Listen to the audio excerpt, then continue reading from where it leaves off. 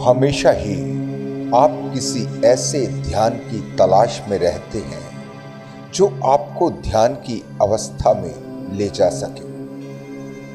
कोई दूसरा व्यक्ति आपको कोई भी ऐसा ध्यान सिखा दे जिससे आप ध्यान में गहरे प्रवेश कर जाएं। ध्यान के अर्थ हैं अपने ही केंद्र की खोज, अपने ही केंद्र को, अपने सेंटर को पा लेना, उसे जान जाना जो आपके ही भीतर है और कभी न पैदा होता है और ना ही मरता है। अपने भीतर के परमात्मा से आपकी पहचान, आपकी आत्मा से आपका मिलन।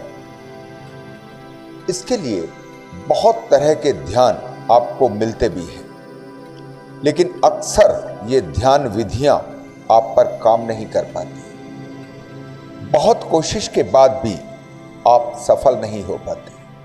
क्यों? क्योंकि आपकी शुरुआत ही गलत हो रही है। जो सबसे जरूरी था वही आपने खो दिया। सबसे पहले यह जानना बहुत जरूरी है कि वो आपके भीतर है कौन जो ध्यान में उतरना चाहता है। वो कौन है जो आपको प्रेरित करता है कि अपने केंद्र को जानो।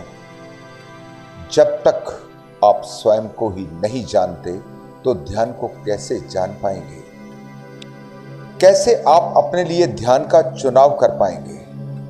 या फिर अपने ही भीतर से अपने स्वयं के ध्यान को खोज पाएंगे? इससे पहले कि मैं आज के विषय को शुरू करूं, एक आवश्यक सूचना आपको देना चाहता हूं। जो भी मित्र मेरी वीडियोस के बीच में आने वाली एड से परेशान होते हैं, उनके लिए नीचे डिस्क्रिप्शन में एक लिंक दिया है जिससे आप मेरी किसी भी वीडियो की MP3 ऑडियो का ऑर्डर कर सकते हैं। इसके बारे में मैं अपनी पिछली वीडियो में भी आपको बता चुका हूं कि किसी भी ऑडियो के लिए सहयोग राशि मात्र 100 रुपये रखी गई है। लेकिन अगर किसी भी मित्र के साथ पैसे देने में कोई परेशानी हो तो कोई फिक्र करने की जरूरत नहीं। अगर आप ना भी सहयोग कर सकें तो भी मैं आपके सहयोग के लिए तैयार हूं। मैं आपको परेशानी से बाहर करने के लिए हूं, ना कि किसी परेशानी में आपको डालने के लिए। इसलिए पैसों की ज्यादा चिंता नहीं लेनी। हो तो ठीक, नहीं हो तो भी किसी ऑडियो के लिए आपको इनकार नहीं है। हमारा आज का विषय है स्वयं को जानने का सरल तरीका क्या है।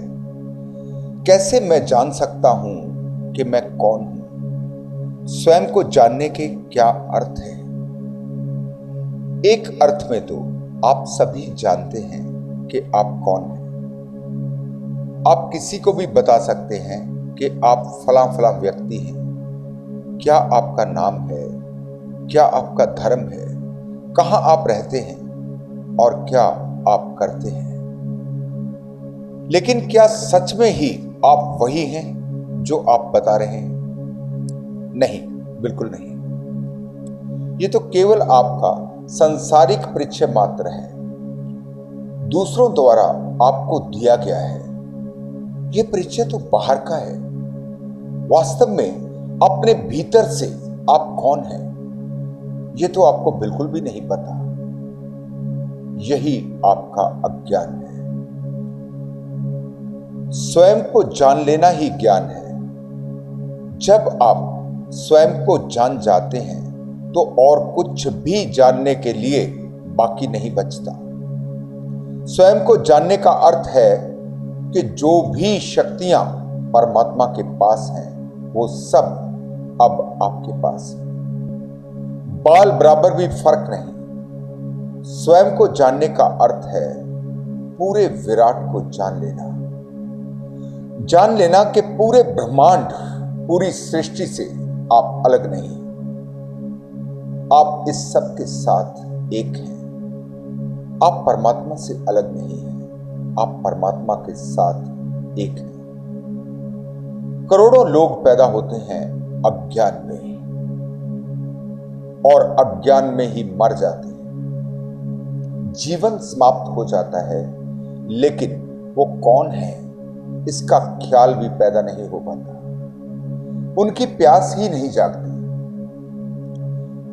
लेकिन जब कभी किसी को इसकी हल्की सी परछाई भी मिल जाती है तो एक ऐसी प्यास जागती है, फिर चाहे समय कितना भी क्यों ना लगे, जब तक स्वयं से मिलन ना हो जाए तब तक ये प्यास तृप्त ही नहीं होती।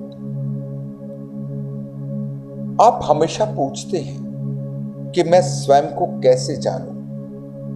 मैं कहता हूं, पहले देखना सीखो कि आपने स्वयं को खोया कहां।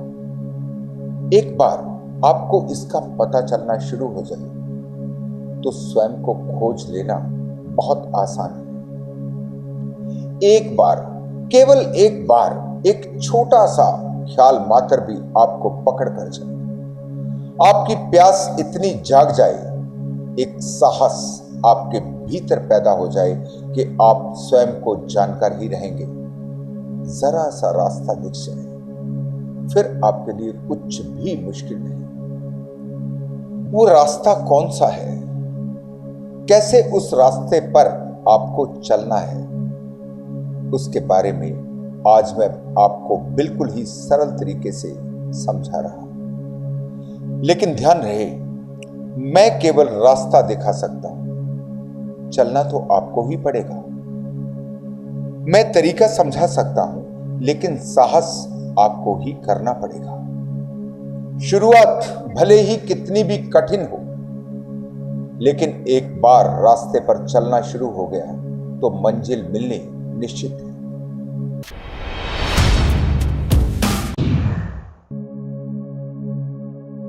स्वयं को जानने के लिए सबसे पहले तो आपको यह देखना होगा कि आपके पास आपका अपना क्या है।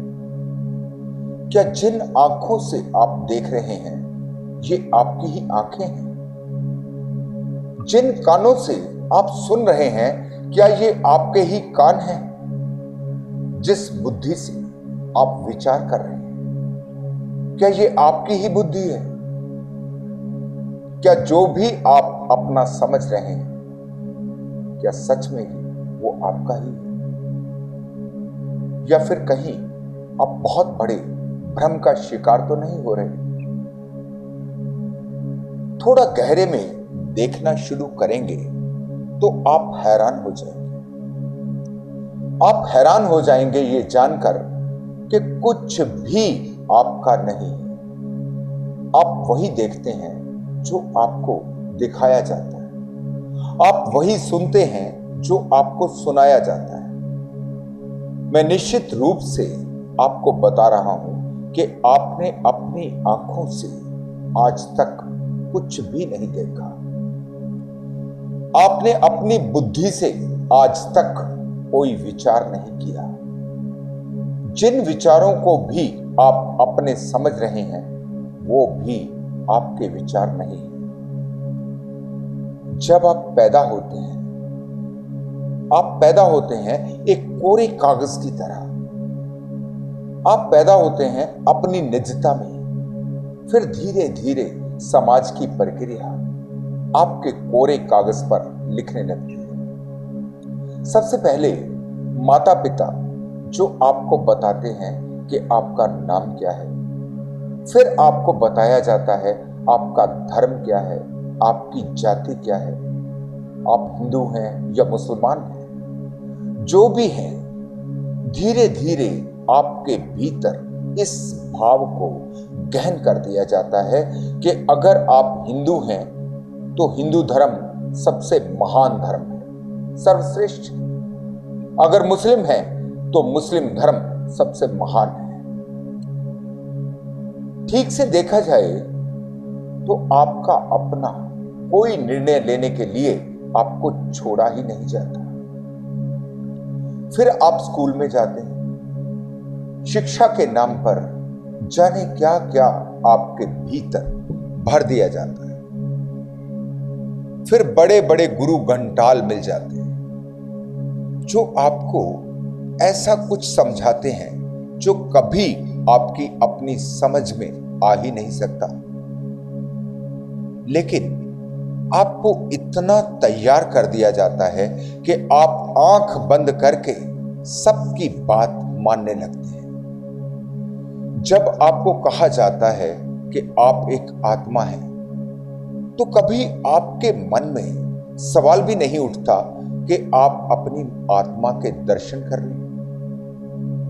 कम से कम अपनी आंखों से देख तो लें कि कहां है आत्मा। आपके सभी प्रश्न आपके भीतर ही मार दिए जाते हैं। आपको जानने की तो बात कभी सिखाई ही नहीं जाती, केवल आपको मानना ही सिखाया जाता है। जरा सा कोई प्रश्न अगर आपने उठा दिया तो जैसे अनर्थ हो जाता है। आपको बताया जाता है कि परमात्मा कौन है, कहां रहता है। आपको सिखाया जाता है कि परमात्मा को मानो। कोई कहता दिखाई नहीं पड़ता कि परमात्मा को जानो, परमात्मा की खोज करो, परमात्मा की तलाश में निकलो। नहीं, ये तो बात ही गलत है। बस आपको कहा जा रहा है कि आप मान लो, क्योंकि सब लोग कह रहे हैं कि परमात्मा है, इसे आप भी मान लो। और बड़े मजे की बात यह है कि जो कह रहे हैं वो भी नहीं जानते कि परमात्मा है भी या नहीं। उनको भी दूसरों ने कहा है कि मान लो, और वो मान रहे हैं। ऐसा प्रतीत होता है जैसे ये कोई अंधों की दुनिया। इन अंधों की दुनिया में कौन आपको आंखों वाला देखना चाहेगा। आपको भी अंधा बना दिया गया है। इसलिए मैंने आपसे कहा, पहले ये देखना शुरू करना पड़ेगा कि आपने अपने आप को खोया कहां। इसीलिए ही मैंने कहा कि बहुत साहस की जरूरत है, क्योंकि आपको सबसे पहले वो सब कुछ छोड़ना पड़ेगा जो आपको दूसरों ने दिया है। आपको दूसरों की आंखों से देखना बंद करना पड़ेगा। दूसरों की बुद्धि से सोचना बंद करना पड़ेगा। जिस दिन बाहर के विचारों को आप छोड़ते हैं तो आपके भीतर अपना विचार पैदा होता है। जीवन क्या है, कभी देखने की कोशिश की? जीवन केवल एक विचार है। आप अपने विचार से ही अमीर हैं, विचार से ही गरीब हैं, विचार से ही आप अच्छे हैं, विचार से ही आप बुरे हैं, विचार से ही ठीक और गलत हैं, विचार से ही सुखी हैं और विचार से ही दुखी हैं। यहां जो भी हो रहा है वो बस आपके ही विचार से हो रहा है। लेकिन आपके पास जो भी विचार है वो दूसरों का है। इसीलिए ये सारा संसार दुख में दिखाई पड़ता है। गुरु नानक भी कहते हैं कि नानक दुखिया सब संसार। क्यों? केवल इसलिए कि जो संसार का विचार है वो दुख में ले जा रहा है। संसार दुख नहीं है, आपका विचार दुख है। संसार को आप जैसे देखोगे वो वैसा ही आपके लिए बन जाएगा। ये संसार एक जादू के खिलौने जैसा है। आप यहां फूल देखना चाहो तो चारों तरफ फूल खिले। इसके विपरीत अगर आप कांटे देखना चाहो तो हर जगह कांटे बिछे। बस इतनी सी तो बात है। एक बार आपको अपनी दृष्टि मिल जाए, आपको देखने की कला आ जाए, स्वयं को जान लेने का अर्थ है स्वयं के मालिक हो जाना। क्या आप समझते हैं कि आप अपने मालिक हैं? चारों तरफ नजर उठाकर देखें, यहां सब आपके मालिक हैं, आप गुलाम।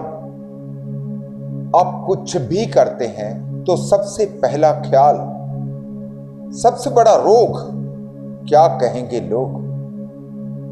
कहां है आपकी मालकियत?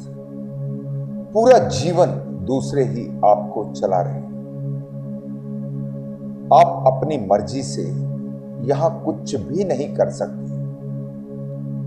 कभी ख्याल करें कि अगर आपके पास कोई भी नहीं हो, आप बिल्कुल ही अकेले हो, तो क्या आप वैसा ही व्यवहार करेंगे जैसा दूसरों के सामने करते हैं? क्या आप वैसे ही चलेंगे, वैसे ही उठेंगे, वैसे ही बैठेंगे?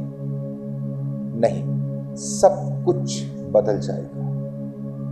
अभी तो आप जो भी कर रहे हैं केवल दूसरों को दिखाने के लिए। आप दान भी करते हैं तो पहले अपने नाम का पत्थर बनवा लेते हैं ताकि पता चले कि किसने दान किया। अगर कोई देखने वाला ही नहीं तो किसके लिए पत्थर बनवाएंगे? स्वयं को जानने का अर्थ है सारी दुनिया की भीड़ में से अलग हो जाए, अकेले हो जाए, इस भेड़ चाल से बाहर हो जाए। एक टीचर ने एक बच्चे से पूछा कि तुम्हारे पापा क्या काम करते? बच्चे ने बताया कि मेरे पापा भेड़ें रखते हैं। टीचर ने पूछा कितनी भेड़ें हैं तुम्हारे पास? बच्चे ने कहा 45। फिर टीचर ने पूछा कि अगर एक भेड़ बाड़े से बाहर चली जाए तो बाकी कितनी भेड़ें बचेंगी? बच्चे ने कहा एक भी नहीं। टीचर बड़ा हैरान हुआ। उसने कहा तुम गणित नहीं जानते? बच्चा बोला सर मैं तो गणित जानता हूं, आप भेड़ों को नहीं जानते। अगर एक निकली तो सब बाहर। स्वयं को जानने का अर्थ है सारी दुनिया की भीड़ में से अलग हो जाए, अकेले हो जाए। एक तरफ मैं कहता हूं कि सारी सृष्टि के साथ एक हो जाए, सबसे जुड़ जाए। दूसरी तरफ मैं कह रहा हूं अकेले हो जाए। जैसे इस दुनिया में केवल आप ही हैं और कोई भी नहीं। ये दोनों बातें अलग अलग नहीं, बिल्कुल एक ही। विरोधी दिखाई पड़ती हैं, वास्तव में विरोधी नहीं। अकेले इसलिए होना है ताकि आप जान पाएं कि आप विराट के साथ एक हैं, ताकि आपका अपना विचार पैदा हो सके। आपका अपना विचार तब तक पैदा नहीं हो सकता जब तक दूसरों के दिए हुए विचार से छुटकारा नहीं होता।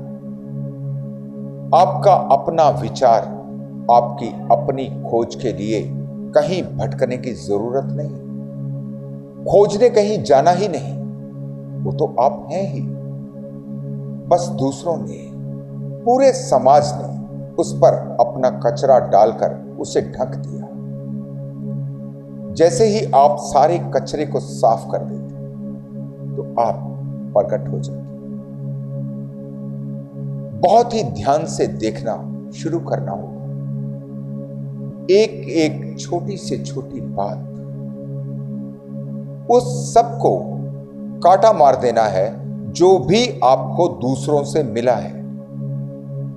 किसी की भी बात सुनकर मान नहीं लेना, स्वयं ही खोज शुरू करनी है। परमात्मा को आप मानते हैं दूसरों के कहने से, ये आपका परमात्मा नहीं है, ये बिल्कुल झूठा परमात्मा है। जब तक झूठे परमात्मा को मानेंगे तो सच्चे परमात्मा के प्रकट होने की कोई संभावना नहीं है। आपका परमात्मा आपके भीतर से प्रकट होता है। जिस दिन बाहर का परमात्मा गिरता है उसी दिन भीतर के परमात्मा के दर्शन हो जाते हैं। अभी किसी मित्र ने अपने कमेंट में लिखा है, क्या ध्यान में परमात्मा के दर्शन हो सकते हैं? परमात्मा के दर्शन? कौन से परमात्मा के दर्शन? उस परमात्मा के दर्शन जिसे आप परमात्मा मानते हो, या फिर उस परमात्मा के जो कि हमेशा ही आपके पास है, जो कि आपका ही है, जिसके दर्शन आप हर पल कर ही रहे हैं, लेकिन बस आपको पता नहीं है, आपका उस तरफ ध्यान ही नहीं। अपने काल्पनिक परमात्मा को लेकर आप चल रहे हैं, उसी की पूजा पाठ चल रही है, जिससे कुछ भी नहीं मिलता, मिल भी नहीं सकता। ये पूजा पाठ, ये परमात्मा अगर आपसे छीन लिया जाए तो आपको ऐसा लगेगा जैसे आप कंगाल हो गए, जैसे आप बिल्कुल असहाय हो गए, कोई सहारा ही नहीं। जबकि आपके काल्पनिक सहारे ने कभी आपको कुछ दिया नहीं, लेकिन कल्पना से भी थोड़ी हिम्मत मिल जाती है। स्वयं को जानने चलोगे तो सबसे पहले तो बिल्कुल असहाय खड़े रह जाओगे, सब सहारे हट जाएंगे। लेकिन ठीक से देखो और समझो, बिल्कुल ठीक से समझो कि जिसे आप सहारा समझ रहे हैं वो वास्तव में पूरा झूठ है, वो सहारा है ही नहीं। उसका छूट जाना आपके लिए शुभ है। कल्पना से कभी सत्य को नहीं खोजा जा सकता। जिस धर्म को आप मानते हो वो धर्म भी आपका नहीं है, वो भी दूसरे ही आपको दे रहे हैं। जिस दिन आप हर तथाकथित धर्म से बाहर हो जाते हैं, जिस दिन आपके भीतर वो साहस पैदा होता है, जिस दिन आप अपने ही भीतर अपने धर्म की तलाश करते हैं, लेकिन आपके वास्तविक धर्म की तलाश तब तक नहीं हो सकती जब तक बाहर के ओढ़े हुए धर्म से आप मुक्त नहीं होते। ठीक इसी तरह से आपका ध्यान भी झूठा हो जाता है। चारों तरफ एक झूठ का जाल फैला है, चारों तरफ झूठ का अंधेरा है। इसी अंधेरे से बाहर निकलना है। सारे झूठ को छोड़कर ही सत्य के प्रकाश में प्रवेश संभव है। अब सोचना है कि कैसे आप ये सब छोड़ सकते हैं। क्या तरीका है कि सारे झूठ से आप मुक्त हो जाए। एक तरीके से देखा जाए तो बहुत ही मुश्किल प्रतीत होगा। सीधे सीधे छोड़ने चलेंगे तो छोड़ना असंभव है, नहीं छूट पाएगा। लेकिन दूसरे तरीके से ये बहुत आसान है। दूसरा तरीका है गहरी समझ। दूसरा तरीका है इसे ठीक से देखना शुरू करना, ठीक ठीक समझना शुरू करना, ठीक से पहचान हो जाए क्या झूठ है और क्या सत्य है। आप अपने घर की धन दौलत को संभाल कर रखते हैं, लेकिन अपने घर का कचरा आप बाहर फेंक देते हैं। कभी कचरा फेंकते समय आपको कोई कष्ट नहीं होता। आपको कचरा फेंकने के लिए, कचरे का त्याग करने के लिए कभी किसी साहस की जरूरत पड़ी है? यह कचरा फेंककर आपको ऐसा लगा कि जैसे कुछ आपका खो गया हो? लेकिन अगर कभी आप कचरे को ही अपनी धन दौलत मानकर बैठ जाएं, तो इसे फेंकना असंभव हो जाएगा। धन दौलत को कैसे फेंका जा सकता है? इसलिए मैंने कहा कि पहले तरीके से छोड़ना असंभव है, लेकिन बहुत ही होशपूर्ण होकर अपने एक एक क्रियाकलाप को समझकर, जो भी आप कर्म कांड कर रहे हैं, जो भी आप पूजा पाठ कर रहे हैं, जो भी आप अपने को समझ रहे हैं, उसका ठीक ठीक विश्लेषण करेंगे तो आप स्वयं ही जान जाएंगे कि धन दौलत क्या है और कचरा क्या है। एक बार समझ में आ गया कि ये सब कचरा है तो इसे फेंक देना कोई मुश्किल नहीं, बल्कि तुरंत फेंक देना चाहेंगे। फिर क्यों कोई कचरे को रखना चाहेगा? एक छोटे से उदाहरण से इसे समझने की कोशिश करें। मान लीजिए कि आप ताजमहल जाना चाहते हैं, ताजमहल के दर्शन करना चाहते हैं। आप एक ताजमहल की फोटो घर ले आए और फिर उसको अपने घर के किसी स्थान में सजा दें। अब हर रोज आप उसकी धूप बत्ती शुरू करें, घंटी बजाएं, दिए जलाएं और भी जो कुछ हो सकता है करें। सुबह शाम दिन रात अथक परिश्रम से लगे रहें। अगर इस क्रियाकलाप से आप ताजमहल पहुंच सकते हैं तो फिर आपकी पूजा पाठ का रास्ता बिल्कुल सही है। फिर तो आप निश्चित ही परमात्मा को भी पालेंगे, कोई अड़चन नहीं। लेकिन अगर आप ताजमहल जैसी छोटी चीज, मामूली ताजमहल के भी दर्शन नहीं कर सकते तो परमात्मा का दर्शन कर लेंगे, फिर इसमें मैं आपकी समझ को क्या कहूं। एक बार आप इससे बाहर आ जाए, एक बार आपकी समझ गहरी हो जाए, फिर क्या कोई आपकी जाति होगी, क्या कोई आपका धर्म होगा, क्या कोई आपका नाम होगा। आपको कुछ भी छोड़ना नहीं पड़ेगा, छूटने लगेगा। कूड़े करकट को छोड़ना नहीं पड़ता, उससे निजात पाई जाती, वो अपने से ही छूट जाता है। अभी आगे भी समझ लें कि क्या होने लगता है।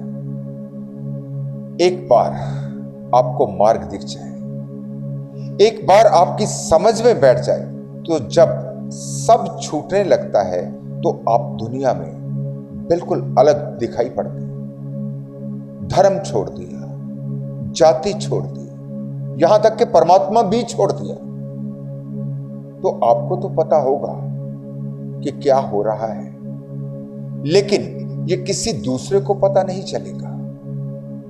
दूसरों की नजरों में तो आप नास्तिक हो जाएंगे, दूसरे तो आपको पागल ही कहेंगे।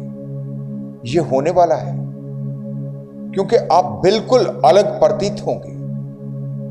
ऐसा ही हुआ है, हर बार ऐसा ही हुआ है। जो भी इस यात्रा पर निकला, फिर चाहे वो बुद्ध हो या महावीर हो, नानक हो या कबीर हो, जिसने भी स्वयं को जाना है, जिसने भी स्वयं का साक्षात्कार किया है, उन सबको संसार ने पागल ही कहा है। किसी मित्र का एक कमेंट मुझे बहुत प्यारा लगा। उन्होंने लिखा है कि तू खुद तो पागल है, दूसरों को भी पागल कर देगा। बिल्कुल ठीक लिखा, बिल्कुल ठीक लिखा है उन्होंने, इसमें रत्ती भर भी झूठ नहीं। लेकिन जिसे इस पागलपन का आनंद मिलता है, जिसे इस पागलपन में उतरकर पता चलता है कि पागलपन ये है या पहले था। पागल वो हैं जो दुख में जीते हैं, या पागल वो हैं जो परमानंद को उपलब्ध होते हैं। पागल वो हैं जो एक काल्पनिक परमात्मा को पकड़ कर बैठे हैं, या फिर पागल वो हैं जो अपने भीतर के वास्तविक परमात्मा के साथ एकाकार होते हैं। आज से कोई 20-25 साल पहले जब मेरी इतनी प्यास जागी, जब मुझे दिखाई पड़ने लगा कि ये जीवन जिसे मैं जीवन समझ रहा हूं, ये सत्य नहीं, जीवन कहीं और है, और चाहे मुझे इसकी कोई भी कीमत चुकानी पड़े, चाहे अब कुछ भी हो जाए, अब तो उस जीवन को पाना ही है। सब लोगों ने मुझे पागल कहना शुरू कर दिया, क्योंकि पूरी दृष्टि बदल जाती है। फिर आप चीजों को वैसे नहीं देखते जैसे पहले देखते थे। फिर आपको कुछ भी अपना दिखाई नहीं पड़ता, कोई घर आपका नहीं, कोई चीज भी आपकी नहीं। यहां जो कुछ भी है, फिर आप अच्छे से जान जाते हैं कि ये सब कुछ एक दिन छिन जाने वाला है। और इसके साथ साथ दूसरा भाव कि सब कुछ आपका ही है। ये आकाश, ये चांद, ये सूरज, ये सितारे, ये पहाड़, ये झरने, ये नदियां, ये पूरी सृष्टि, ये पूरा ब्रह्मांड, अब सब कुछ आपका ही। दो भाव एक साथ घटते हैं, एक क्षण का भी फर्क नहीं, एक ही समय में। आप सबसे ज्यादा गरीब हैं, आप सबसे ज्यादा कमजोर हैं, और आप सबसे ज्यादा अमीर हैं, और आपसे शक्तिशाली कोई भी नहीं। दोनों एक साथ। और जब ये दोनों भाव एक साथ घटेंगे, जब दोनों विपरीत दिखने वाले भाव आपको अनुभव होंगे, तो आपको पागल ही कहा जाएगा। ध्यान रहे, यहां रुक नहीं जाना, वापस मत चल देना, मत सोचना कि लोग क्या कह रहे हैं। अगर आपने लोगों की कोई फिक्र नहीं की, तो फिर आप केवल मुस्कुराएंगे। आपका आनंद हर रोज गहरा होता चला जाएगा।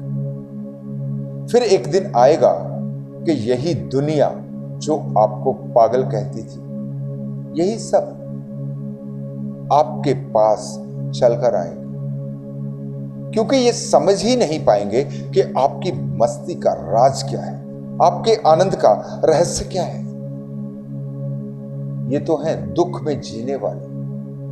फिर इनको दिखाई देने लगता है कि आपको ऐसा क्या मिल गया जिससे आप पर अब कोई भी दुख कोई प्रभाव ही नहीं छोड़ता।